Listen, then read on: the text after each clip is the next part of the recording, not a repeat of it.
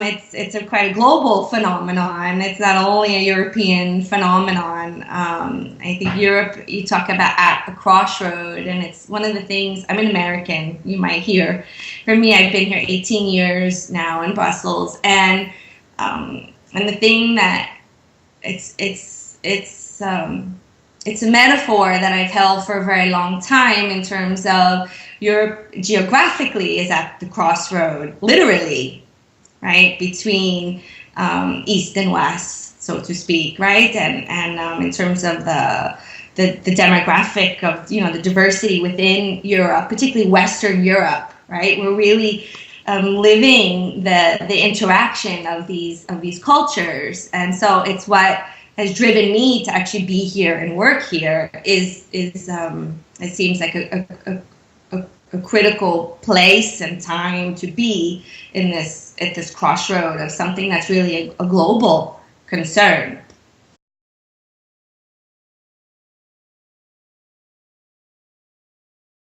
So the first thing is working on reports. So we have been working with community-based organization, trying to ask people to go to the police and report about what they have been through. That this is one, because there's a lot of mistrust between the Muslim communities and the police because of because of profiling that has happened throughout years, and because that most of the people don't trust police and don't trust the public institutions. So the first thing was asking people to go in the police and report.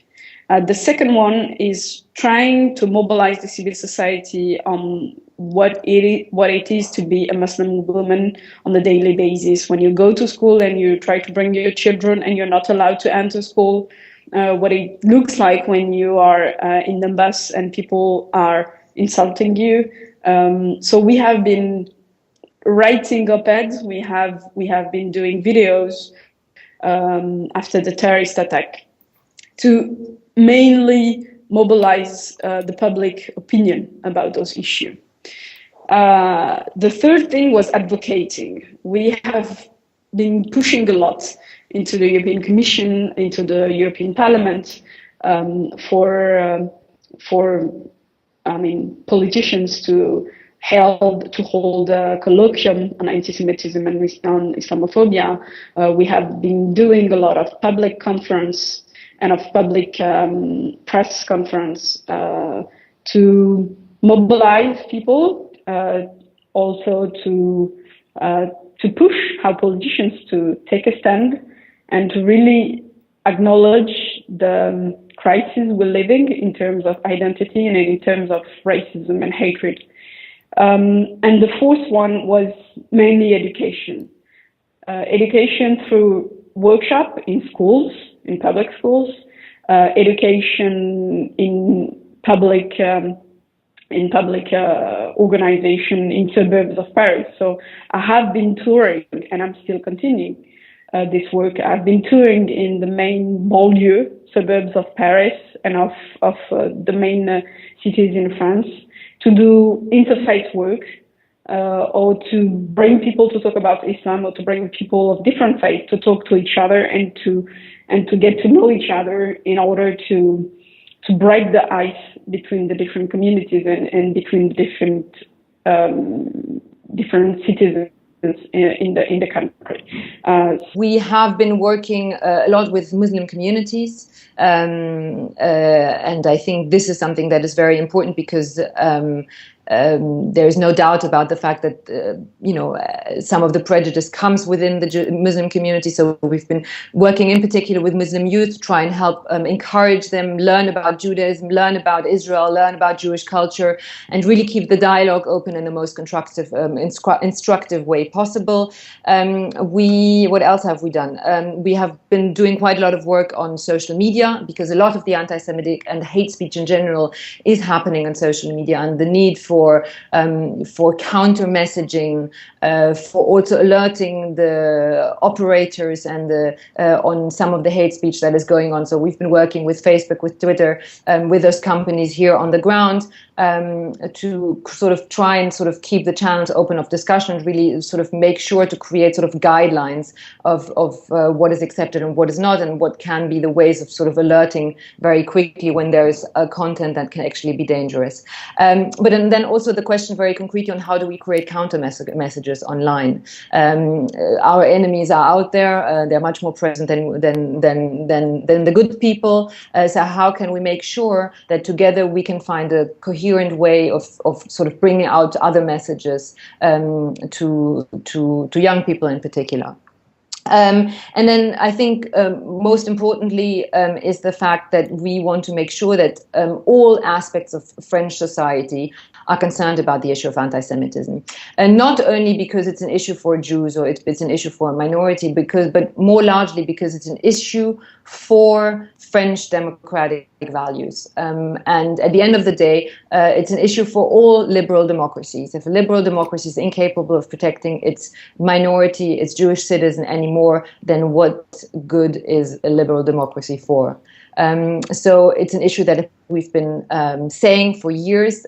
We've been involving, really wanting to make sure that all aspects of French society are involved, from the very high level political leaders to the civil society leaders to NGOs. And so, yeah, this is really an issue that we've been sort of tackling for many years. We're working a lot with non-Jewish NGO sectors on the issue of anti-Semitism, on trans-political, bipartisan on the right and on the left. We've been working a lot with parliamentarians to alert them on the issue of anti-Semitism, and then, yeah, sometimes we also try and create a discussion where anti-Semitism is just one aspect of the larger problem. Well, in 2015, BMSD actually collaborated with the European Network Against Racism on their Forgotten Women project, which held a series of roundtables on anti-Muslim attacks against women and how to counter anti-Muslim sentiment. Further, I'm a member of the Tell Mama, or Measuring Anti-Muslim Attacks Advisory Board. The factors that help us make progress are sustainable funding, continuity of staff members, an equal emphasis on sectarian hate crime within Muslim communities, and strong partnerships with other organizations. The first thing we did was to monitor anti-Semitism. And this monitoring is done through, I would say, a service dedicated to that. And this service among the Jewish community works closely with the Ministry of Interior. It means that last year we had more than 800 of anti-Semitic attacks in France, and this number is recorded both by the services of the Jewish community and the Ministry of Interior. That's very important, and I know that in many countries the Jewish community has no common figures with the, I would say, official ministry figures. That's something important because it makes it easy to I would say, to consider the whole phenomenon. So first thing was to monitor anti-Semitism. Second thing is to develop strong relationships with other minorities. And we work a lot, for instance, with the representative council of the Muslim institutions in France, which is called CFCM. And we work a lot with them, even if we know, unfortunately, that they do not have a real impact on the ground on the underprivileged population, and mainly young people we were speaking about the sources of anti-Semitism. So that's something which is important to do. We do it. We try to develop that relationship, but it's not so easy to see the real impact. 10 years ago, the CRIF was also the founder of the Muslim-Jewish friendship in France. That's something which is important because, as you know, before that new anti-Semitism, the main source of anti-Semitism in Europe was coming from, I would say, Christianism. That was the case on a historical basis.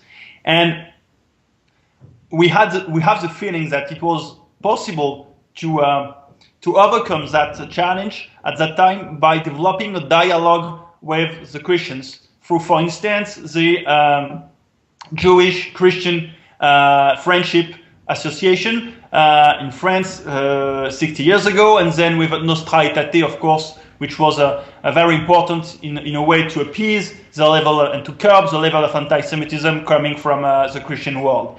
And we have the feeling today that we have to work as an organization towards something similar with the Muslim community in France, but not only in France, all over Europe and the world. So we fight all forms of discrimination. So we are confronting anti-Semitism, also Islamophobia, also homophobia. We're working a lot around religion and belief diversity.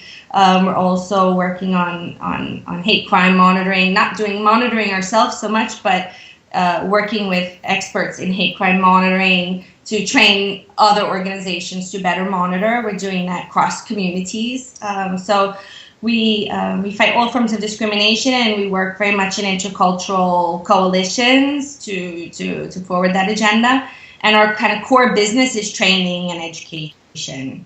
So we're doing anti-bias training and other kinds of capacity building training, like around hate crime monitoring with civil society organizations, also training trainers from public authorities and other sectors. We work mostly with social workers and teachers and other NGOs, I would say.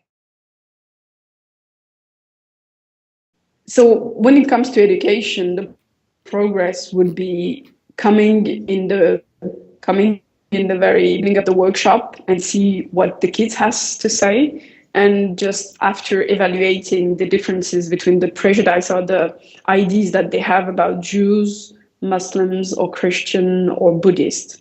So we tend to give them a sheet of paper that they have to fill in the first hour, and then at the end of the workshop or the end of the day or the end of the 3 months after, we give them the same evaluation so we can have a sense of how did they move in the scope. What do they thought about Jews in the very beginning, and what do they thought about Jews at the end? Is the way they look at Jews is more accurate, is more realistic, or is it full of prejudice?